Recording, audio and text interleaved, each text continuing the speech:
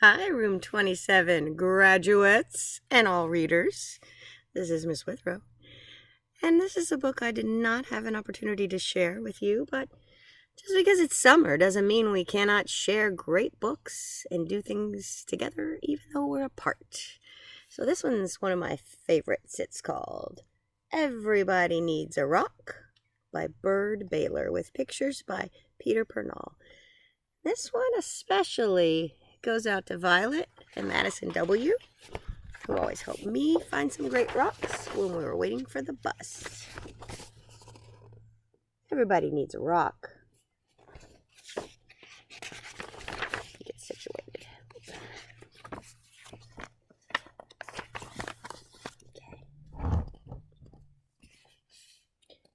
Everybody needs a rock.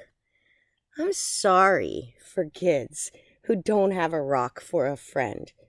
I'm sorry for kids who only have tricycles, bicycles, horses, elephants, goldfish, 3-room playhouses, fire engines, wind-up dragons, and things like that. If they don't have a rock for a friend,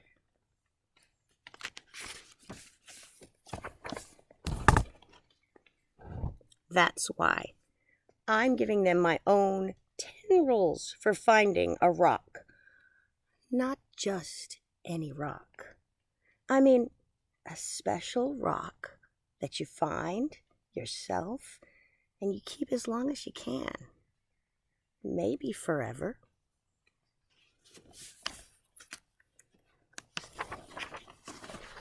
If somebody says, "What's so special about that rock?" don't even tell them. I don't. Nobody's supposed to know what's special about another person's rock. All right, here are the rules.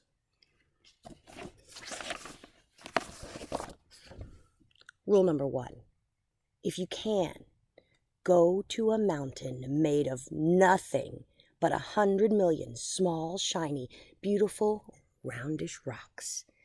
But if you can't, any place will do. Even an alley, even a sandy road.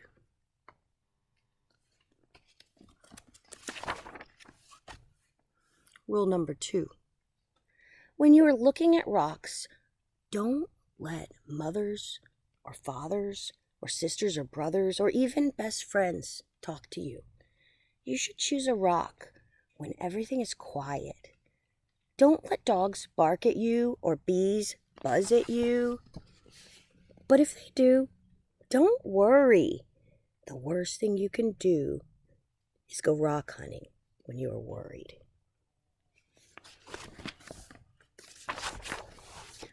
Rule number 3. Bend over. More. Even more. You may have to sit on the ground with your head almost touching the earth. You have to look a rock right in the eye. Otherwise, don't blame me if you can't find a good one. Rule number 4. Don't get a rock that is too big. You'll always be sorry. It won't fit in your hand right, and it won't fit in your pocket. A rock as big as an apple is too big. A rock as big as a horse is much too big. Rule number 5. Don't choose a rock that is too small. It will only be easy to lose, or a mouse might eat it thinking that it is a seed. Believe me, that happened to a boy in the state of Arizona. Rule number 6. The size must be perfect.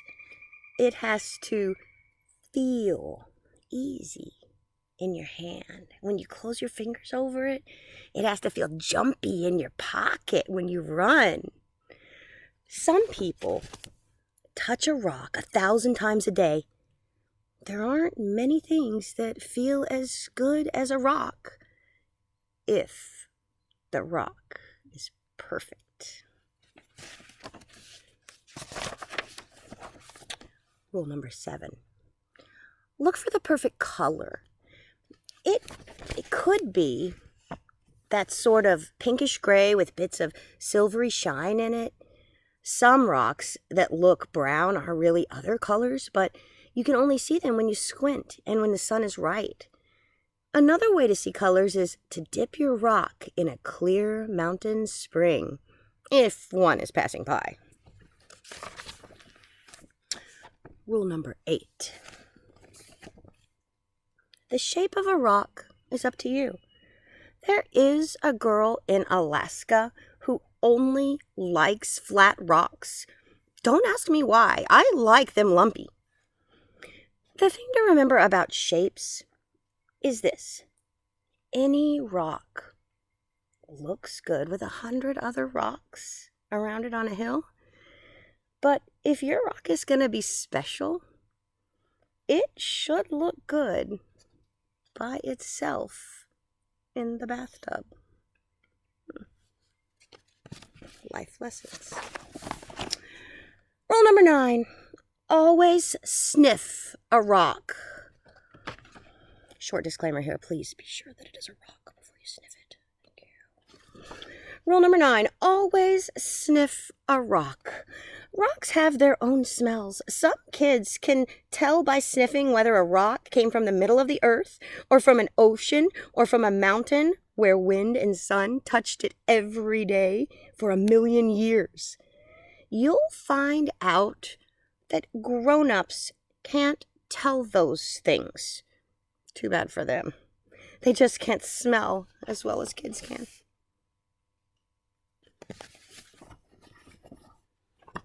Rule number 10. Don't ask anybody else to help you choose. I've seen a lizard pick one rock out of a desert full of rocks and go sit there alone. I've seen a snail pass up 20 rocks and spend all day getting to the one it wanted. You have to make up your own mind. You'll know. All right. That's 10 rules. If you think of any more, write them down yourself. I'm going out to play a game that takes just me and one rock to play. I happen to have a rock here in my hand. Love you. Miss you. Write to me.